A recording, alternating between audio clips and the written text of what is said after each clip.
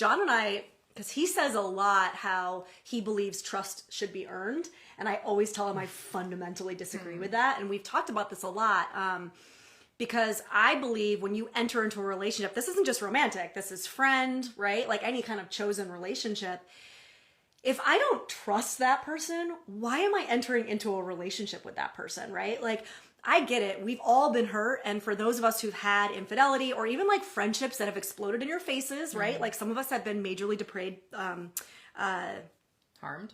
harmed, yeah, by friends. But I need to do the inner work around not allowing that to color every relationship I get into after that, right? Otherwise, first of all, what you resist persists. Whatever I'm looking for is going to find me, right? So if I start to allow those experiences to color how I look at all my relationships, I'm really going to start finding, and this is just the way the psyche works, I'm going to start finding a lot of betrayal. I'm going to start finding a lot of reasons not to trust people. I'm going to start finding a lot of reasons to continue to convince myself that my narrative that people are not trustworthy is true. Yes. Right? And so that is actually on me to own. And again, going back to my ex, that was part of the larger conversation around my friend. He had had a really horrible experience with infidelity. And I remember saying to him, I am so sorry for you. And it breaks my heart to know that you went through that. And also, I'm not her and I will not be treated like I'm her and I will not pay for her mistakes. So whatever you need to do to work through that betrayal and that hurt, I will be here in support of you, but I will not be the one to heal that wound for you. Even at 25 pre-therapy, I was saying this to him, like, that's not my job. And so I do think there's a real self-ownership in, yes, I've been hurt before. Yes, I have quote unquote trust issues. But if I'm allowing those trust issues to be at the surface of every relationship, I'm never going to actually be able to experience any true intimacy and trust with anyone, romantic, friend, or otherwise. Yeah, I think this is just another one of those places where it becomes that trust just cannot be outsourced. Like that is, we control what we do not trust, and we control life when we do not trust in life. Like, there was something I was meant to experience in that moment of infidelity with that other partner, right? Like there was something, and this is like the difficult conversation, but there was something about that dynamic that I was meant to tune into, something about our level of intimacy where it was that I wasn't seeing, that I wasn't acknowledging. And this is where it's really hard because so much of what our societal templates have been is whoever is sort of the perpetrator of the infidelity is the one who is victimizing the other person. Yeah, they're the bad guy. And the person who is the victim of the infidelity, was just like caught off guard, and there was like no awareness that anything was wrong in the relationship. And while I will say, of course, it can be true that we are caught off guard, and I will say, like, very rarely have I experienced in all of the couples that I've worked with where there's been infidelity, something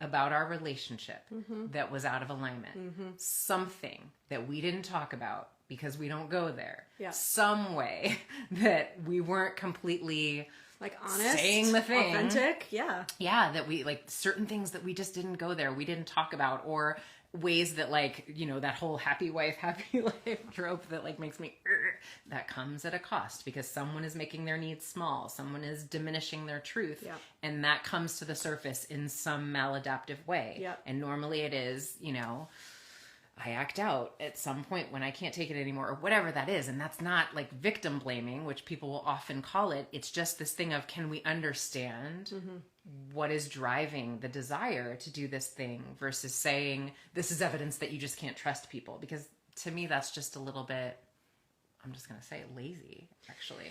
I mean, listen, I know a lot of people have a hard time with this concept. I just posted a video this morning, and somebody just this morning commented what you and I have experienced a ton, which is, I don't believe that there's always two people in every dynamic.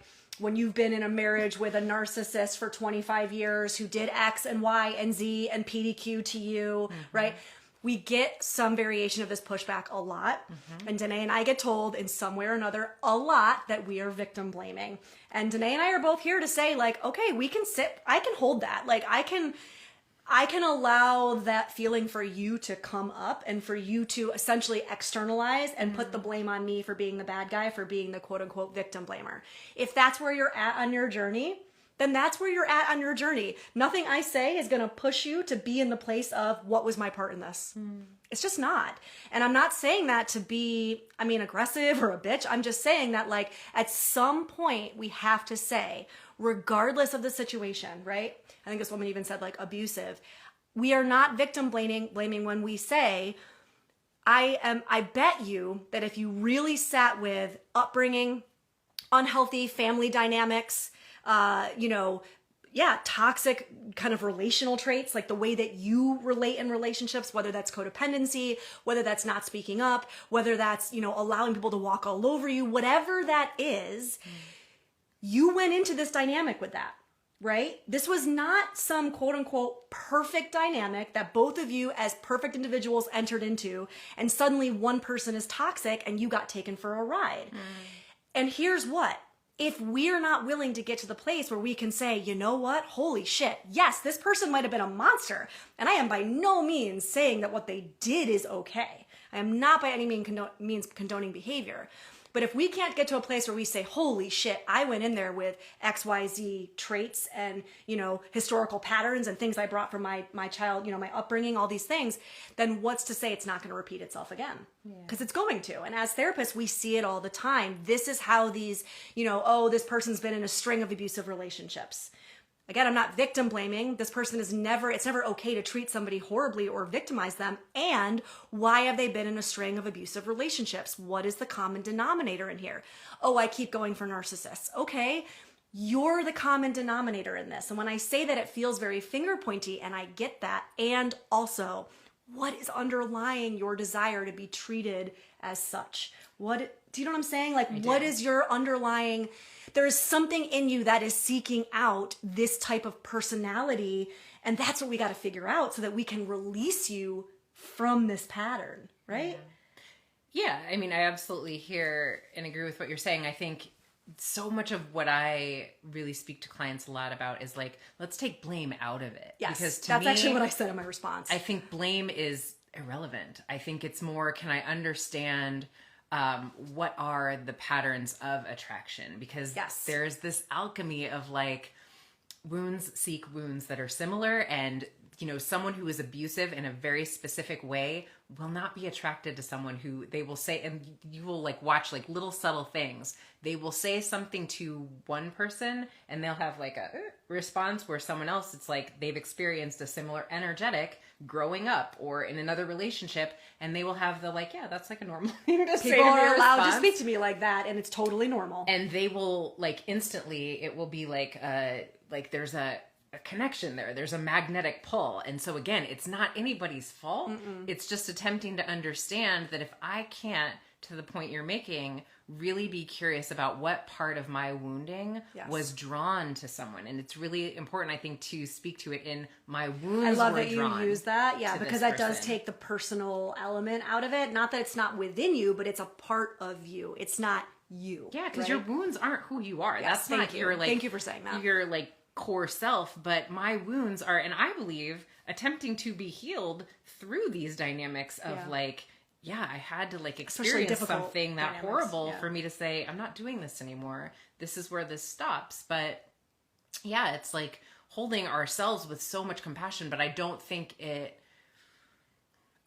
empowering at a certain point to be in the space of, no, I was just victimized by this person. It's like, certainly, sure. And can I understand why I was drawn to that?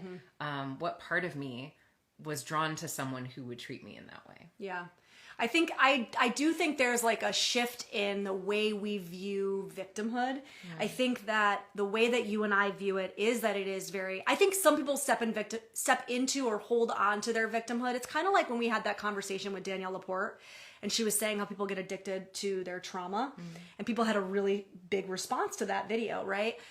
I think what you and I are saying is similar in its undertone, in that victimhood becomes like something that becomes our personality, right? Like it becomes part of who I am. I am the victim in this. And so in doing that, I can point the finger and blame other people.